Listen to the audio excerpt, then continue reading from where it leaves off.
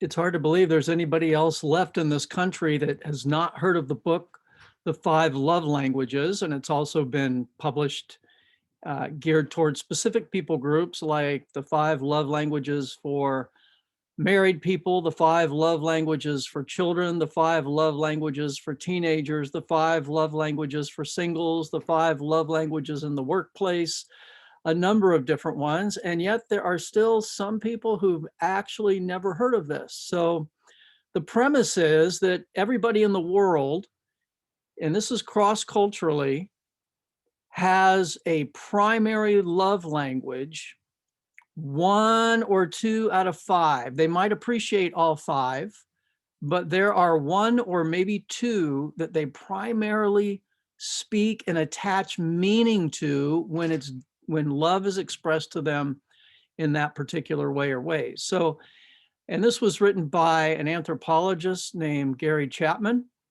I think originally in 1991 or 1992. So it's almost 30 years old. And as an anthropologist, he studied this in different cultures and came up with five basic love languages: receiving gifts, physical touch, words of affirmation, acts of service, and quality time.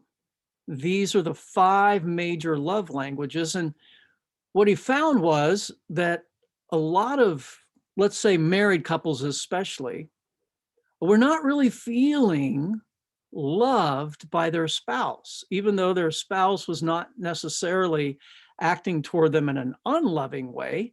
In fact, in many cases, the spouse was speaking their own love language and not the love language of their partner.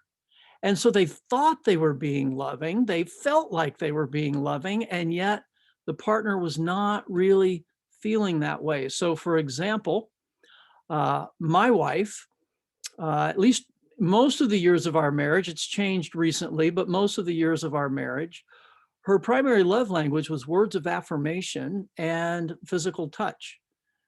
Whereas my primary love language is quality time. And it's so far ahead of all the others, they're all a distant second. And so when I wanted to spend quality time with my wife, which was my primary love language, I just assumed she would feel just as special and just as loved as I did when she wanted to spend quality time with me. Words of affirmation are not really that important to me. Okay, if people shoot them my way, it's thank you, that's nice, but it doesn't really speak to my heart like quality time does. And so when my wife would share words of affirmation with me, it was nice. You know, I'd go away on a trip, she'd put a little note in my suitcase, a little love note, and, you know, I was like, oh, that's nice. But it really fed her soul when I would speak words of affirmation to her. And if I wasn't doing that, she didn't really feel um, that deeply loved by me because we didn't speak each other's language. I don't know if you've ever visited a foreign country or lived in a foreign country, but I have. And if you don't speak the language, you're setting yourself up for a lot of misunderstandings, a lot of frustration, and never finding real contentment or ease at living or moving in that country.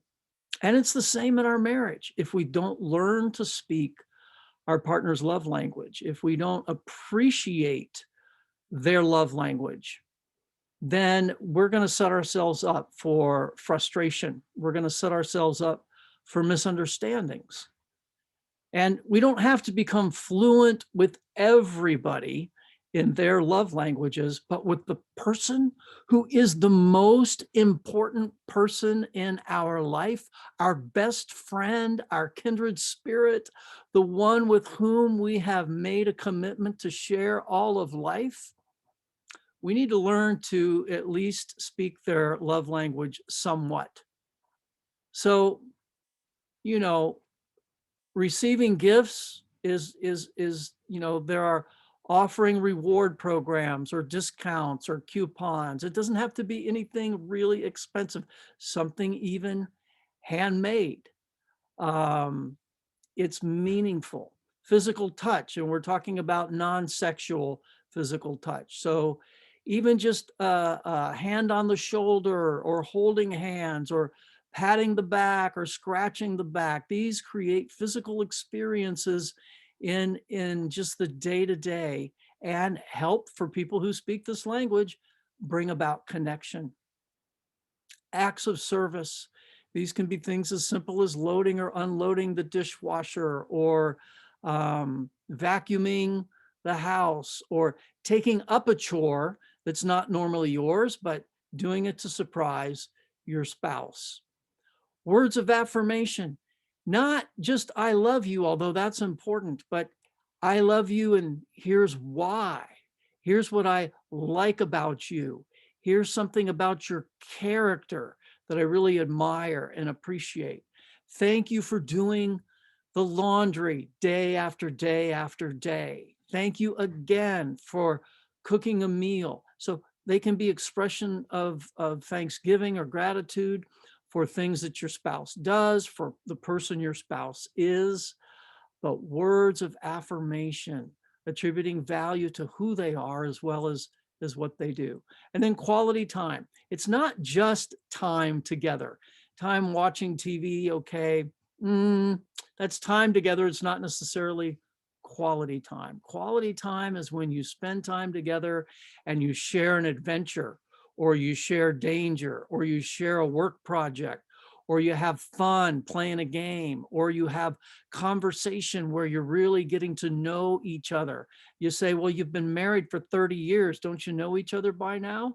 And yet there are questions and there are topics of conversation that you can learn more and more about how somebody deeply feels about something, or an opinion that they've not expressed before, by asking deeply meaningful questions and discussing them, reading books together and discussing the book together, watching TV or watching a movie and then discussing it together.